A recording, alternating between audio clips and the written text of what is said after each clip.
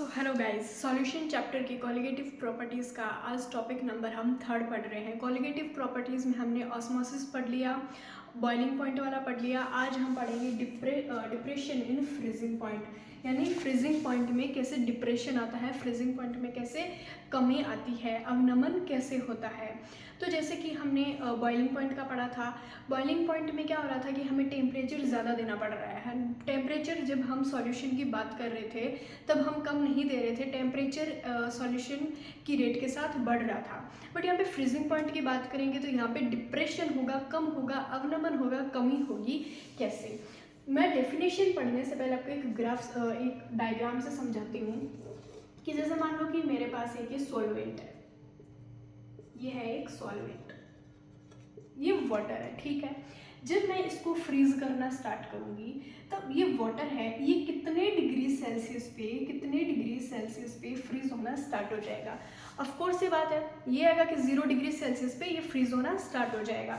तो 0 degree Celsius पे ये क्या हो जाएगा, फ्रीज होना स्टार्ट हो जाएगा, ठीक है। अगर मैं इस सॉल्वेंट के अंदर, ये मान लो वापस मैंने एक सॉल्वेंट लिया, सॉल्वेंट के अंदर मैंने नॉन वोलेटाइल हमने पढ़ा है, जो वेपर नहीं बना सकता, नॉन वोलेटाइल हमने सॉल्यूट डाल दिया, नॉन वोलेटाइल सॉल्यूट डाल दिया। अब हमारे पास सॉल्वेंट प्लस सॉल्यूट यानी पूरा सॉल्यूशन है। अब हमारे पास क्या है, सॉल्यूशन है। देखो, ये था सॉल्वेंट। जब मैंने इसको फ्रीज किया तो 0 डिग्री सेल्सियस पे ये फ्रीज हो रहा था। जब मैंने सॉल्वेंट के अंदर नॉन वोलेटाइल सॉल्यूट लिया, नॉन वोलेटाइल सॉल्यूट यानी जैसे मान लो कि हमारे पास जो सॉल्यूशन है वो वाटर प्लस NaCl का है। जब मैंने इसके अंदर नॉन वोलेटाइल सॉल्यूट जो वेपर नहीं क्रिएट कर सकता वो सॉल्यूट डाला, और अब मेरे को सॉल्वेंट प्लस सॉल्यूट दोनों मिलकर क्या मिल गया, मेरे को सॉल्यूशन मिल गया, ठीक है जी। अब जब मैं इसको फ्रीज करना स्टार्ट करूंगी, इसको जब मैं फ्रीज करूंगी तो क्या ये 0 डिग्री सेल्सियस पे फ्रीज हो जाएगा? क्या ये 0 डिग्री सेल्सियस पे फ्रीज हो जाएगा?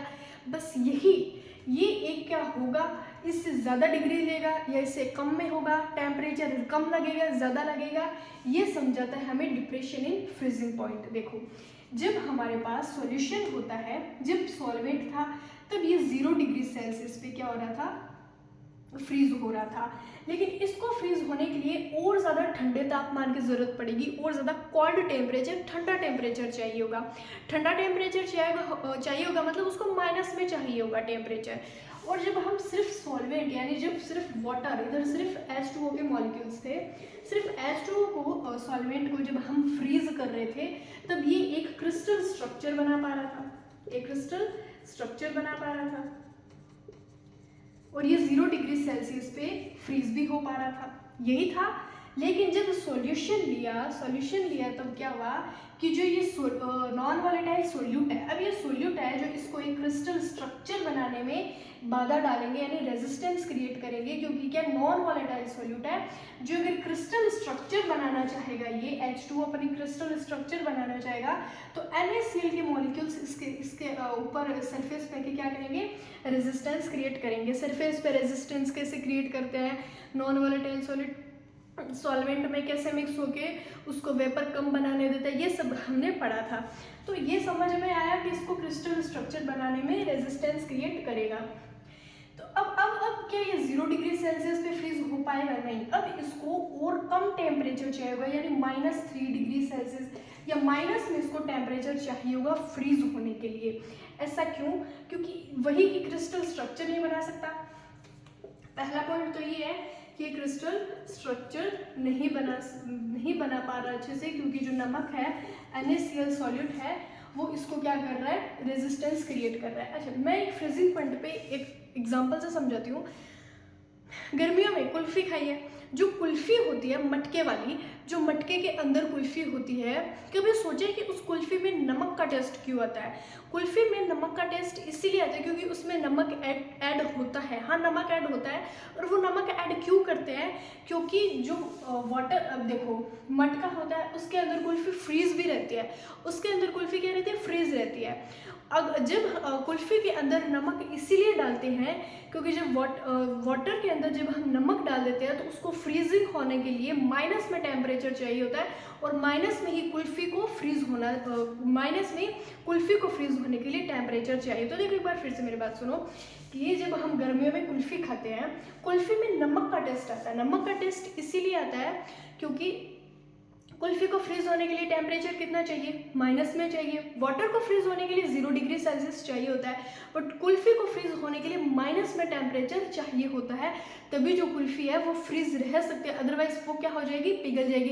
तभी जब हम कुल्फ़ी को उस मटके से यानी जो उसकी जो फ्रीज होती है बनाई उससे निकालते हैं और बाहर रह जाता है एटमॉस्फेयर में, वो क्या होने लगती है, पिघलने लगती है, क्योंकि उसको जितना उसको रिक्वायर्ड टेम्परेचर है वो नहीं मिलता, तो ऑफकोर्स ये बात है पिघलेगी।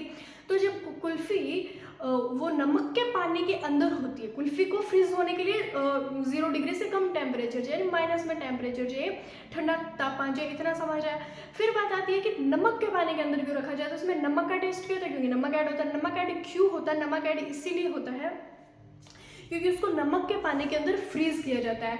जब पानी के अंदर हम नॉन वॉलेटाइल सॉल्यूट ऐड कर देते हैं, नमक ऐड कर देंगे, तो वो जो अब जो पानी फ्रीज होगा, एक तो सिर्फ पानी होता है सॉल्वेंट, प्योर सॉल्वेंट जिसके अंदर कोई सॉल्यूट ऐड नहीं होता, वो 0 डिग्री सेल्सियस पे फ्रीज हो जाता है। लेकिन जब नमक डालते हैं, जब नमक डालेंगे तब उसको फ्रीज होने के लिए कौन सा कितना टेम्परेचर चाहिए होगा, माइनस में टेम्परेचर चाहिए होगा। लेकिन अब माइनस में टेम्परेचर चाहिए और फिर अगर हम उस कुल्फ़ी को उसके अंदर डालेंगे तो कुल्फ़ी भी बहुत अच्छे से माइनस डिग्री सेल्सियस में फ्रीज हो जाएगी। तो यही डिप्रेशन एंड फ्रीजिंग पॉइंट है। अब इसमें डिप्रेशन कैसे हुआ, डिप्रेशन ही हुआ क्योंकि टेम्परेचर 0 डिग्री से क्या हो रहा है, कम हो रहा है, माइनस में टेम्परेचर ठंडा जा रहा है, टेम्परेचर क्या हो रहा है, माइनस में 1 डिग्री, माइनस में 2 डिग्री सेल्सियस, इस तरह माइनस में टेम्परेचर की रिक्वायरमेंट हो रही है। और अब हम इसको समझेंगे ग्राफ के थ्रू, पहले इसकी डेफिनेशन पढ़ लेते हैं। It is a colligative property, ठीक है, we know defined as the lowering of the freezing point. किसका फ्रीजिंग पॉइंट कम कैसे हो रहा है, लॉ कैसे हो रहा है, ऑफ ए प्योर सॉल्वेंट का फ्रीजिंग पॉइंट 0 डिग्री सेल्सियस होता है, बट सॉल्यूशन का लो हो जाता है क्योंकि क्रिस्टल स्ट्रक्चर नहीं बन पाती है इसकी, और जो नमक का पानी होता है उसको फ्रीज होने के लिए कम टेम्परेचर, कोल्ड टेम्परेचर चाहिए होता है। When non volatile solute is added, जब नॉन वॉलेटाइल सॉल्यूट इसके अंदर ऐड किया जाता है, added to it, in simpler terms, एक सिंपल टर्म में बात करें तो a solution freezes at a low temperature. तो जो सॉल्यूशन को फ्रीज होने के लिए जो टेम्परेचर चाहिए वो क्या चाहिए होगा, लो चाहिए होगा। अब कम टेम्परेचर पे फ्रीज होगा यानी माइनस में टेम्परेचर चाहिए होगा then the pure solvent from which it was made, यानी जिससे वो बना है उसको कम टेम्परेचर चाहिए। अब हम ग्राफ के थ्रू इसको समझेंगे, तो डायग्राम के थ्रू समझ आ गया, अब हम समझेंगे इसको ग्राफ के थ्रू।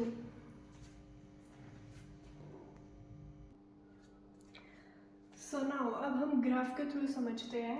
ग्राफ हम टेम्परेचर और वेपर प्रेशर के बीच में ही बना रहे हैं। हमने बॉइलिंग पॉइंट का भी टेम्परेचर और वेपर प्रेशर के बीच में ही बनाया था। अब हम इस ग्राफ को समझने के लिए देखो क्या करेंगे, ये क्या फ्रोजन सॉल्वेंट, ये फ्रोजन सॉल्वेंट एक फ्रोजन पॉइंट, यानी ये एक ऐसा पॉइंट है जहाँ पे जो हमारा सॉल्यूशन है यानी वाटर है वो फ्रीज होना स्टार्ट हो जाता है। मैं आपको दोबारा बना के समझाती हूँ, ये वेपर प्रेशर और ये टेम्परेचर, ये एक ऐसा पॉइंट है, ये एक ऐसा पॉइंट होगा जहाँ पे क्या होगा कि कोई भी सॉल्यूशन है वो क्या हो जाएगा, फ्रीज होना स्टार्ट हो जाएगा, ठीक है। अब ये जो फ्रीज होना स्टार्ट हो रहा है, देखो सोलवेंट को क्या चाहिए, टेम्परेचर 0 डिग्री सेल्सियस चाहिए, मैं लिख देती हूँ एक बार,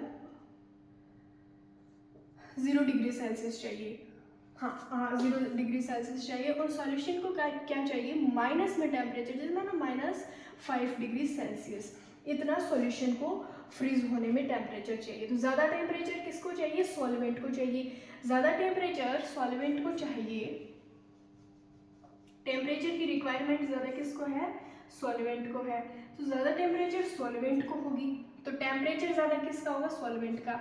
अब बात करेंगे सॉल्यूशन की, तो जो सॉल्यूशन को टेम्परेचर की नीड होगी वो क्या होगी, कम होगी। सॉल्यूशन को टेम्परेचर की नीड कम होगी, कम यानी माइनस में होगी। माइनस में होगी तो देखो ये है सॉल्वेंट का ग्राफ, ये सॉल्वेंट का ऊपर जाता हुआ कर्व है कि सॉल्वेंट को जो टेम्परेचर है वो वो ज़्यादा चाहिए हो रहा है, और सॉल्यूशन को टेम्परेचर क्या चाहिए, कम चाहिए। ये देख लो, ये है सॉल्वेंट का, ये सॉल्वेंट का है। ये जब मैं यहाँ से सॉल्वेंट का ड्रॉ करूँगी, ये है सॉल्वेंट का, तो ये टेम्परेचर ज़्यादा है, ये सॉल्वेंट का है और ये सॉल्यूशन का, और ये फ्रोजन पॉइंट। तो ये किसका है, सॉल्वेंट का, और ये सॉल्यूशन का, और ये टेम्परेचर है और ये वेपर प्रेशर है। अब देखो सॉल्वेंट का टेम्परेचर ये है, कितना नहीं पता, बट इतना तो पता है कि इधर जाने में, आगे जाने में क्या होता है, बढ़ता है, आगे जाने पे टेम्परेचर क्या होगा, बढ़ेगा। तो ये है हमारा सॉल्वेंट का टेम्परेचर और ये है हमारा सॉल्यूशन का टेम्परेचर। अब इतना तो समझ आ रहा होगा कि सॉल्वेंट का टेम्परेचर क्या है, सॉल्वेंट का टेम्परेचर क्या ज़्यादा है, सॉल्यूशन का टेम्परेचर क्या है, कम है। तो सॉल्यूशन का टेम्परेचर कम है तो डिप्रेशन इन फ्रीजिंग पॉइंट हो रहा है कि नहीं हो रहा है, फ्रीजिंग पॉइंट में कमी आ रही है कि नहीं, ऑफ कोर्स आ रही है, क्योंकि जो टेम्परेचर जो हो रहा है वो चाहिए, जो हमें चाहिए फ्रीज करने के लिए वो क्या चाहिए, कम चाहिए।